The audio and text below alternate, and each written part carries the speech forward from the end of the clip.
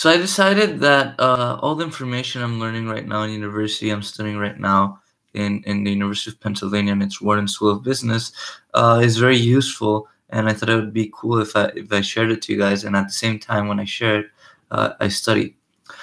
So basically, right now, the first topic is um, is a topic called OIDD. It's Operations, Information, and Decisions. It's basically making business decision about reducing costs, etc., based on some quantitative numbers, right? So first here we start with the basics of what goes into these decisions, and all these decisions are based on processes. Process is just a set of activities that set inputs and produces outputs. In this process, we have inventory.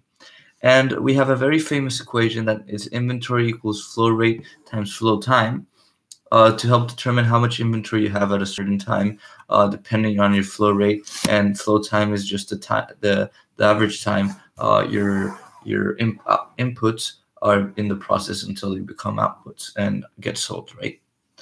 So there's different types of inventory. There's raw inventory, which is basically just the raw materials. There's work in process inventory, which is self-explanatory. It's just inventory that's in process of being made an output and already has some sort of transformation from the raw material. And then there's the finished goods inventory, which is what you see in for example, in Walmart, that it's just waiting for people to buy them. And there's different reasons why you have inventory of these. Is basically there's batching, where you for example, if you're going to cook bread, you're going to cook 12 breads at the same time in the oven, not one at a time. Therefore, you're going to have inventory. There's also seasonality. You anticipate seasonality demands. For example, in Halloween, you're going to get a big demand. Instead of making a factory that meets demand just specifically for Halloween, you can overproduce in some other times of the year, coming up to and preparing for Halloween, right? So we can count inventory in different ways. We can count it based on flow units or based on money. We can also count it based on days of supply. This basically is saying that if you shut down, how many days worth of inventory do you have left? So how many days could you continue running if you shut down, right?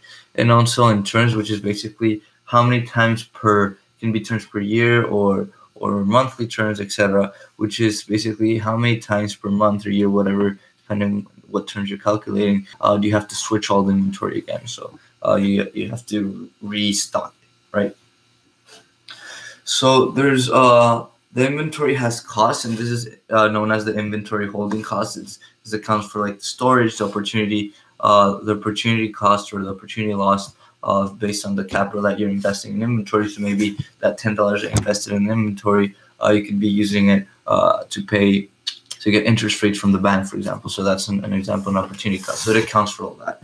And you can measure that based on money. So my inventory holding cost this amount of money, or you can measure it based on a percentage of the cost of the goods. So you can say your inventory holding cost is 20% annually. This means that your inventory holding cost is 20% of the total value that the good costs you, right?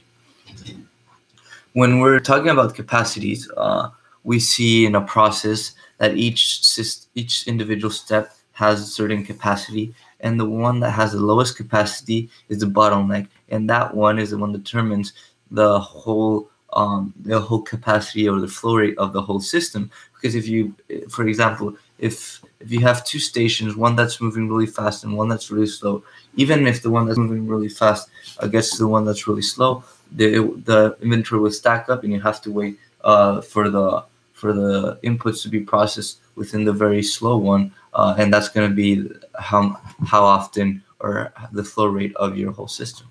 So there's ways we can optimize this, and this is what we're going to talk about next. But first, we have to understand, when you're talking about a process, it can be demand constraint or supply constraint. Demand is basically just the rate at which flow units are requested from your system. So if the demand is higher than that you can produce in your system, then in that case, it would be supply constraint, because your supplying ability is the one that restricting the time. Whereas in the other way around, if you can supply more than there's demand, then it's demand constraint, right? So utilization is basically the fraction of time that each step of the process is being utilized, and that is equal to the flow rate of the system. The flow rate is based on either if it's demand constraint, it's going to be demand over the capacity of the stage, and then if it's supply constraint, it's just the flow rate of the bottleneck over because the bottleneck determines the flow rate of the system over the capacity or the flow rate of that individual step. So when we're talking about the system, the amount of time that takes between each input coming out as an output, so each time an output is coming out of the system, that's equal to the cycle time, and the cycle time is the inverse of the flow time. So 1 over T is equal to the cycle time. T is the flow time that we use in our past equation of inventory equals flow time times flow rate. So we also have to be able to measure just the sum of the process time, and that includes machines, etc., which is different to the sum of the labor time, which is known as labor content, which is just summing up all the time that labor is being done, right? So now, when you have a completely empty system, the way you can measure how much time it will take for you to make a certain amount of flow units is basically just the N times the cycle time, and then when you have that's when you have a full system, and then when you have an empty system, it's just the sum of the processing times plus N minus 1 times the cycle time. And if you can see, it makes sense, right? Because the first input that you put will have to go through all the individual processes, and you have to sum all the individual processes for that individual first output. But after that, you have a full system, and it's already all the processes are full, so all of them are working, and you don't have to wait for the next one to go. But it's different. That's based on employees, on an employee-run thing, so where employees can multitask. However, if you have a machine-based system where you can only do one thing, another, then it's this amount of stations times cycle time plus N minus 1 times cycle time.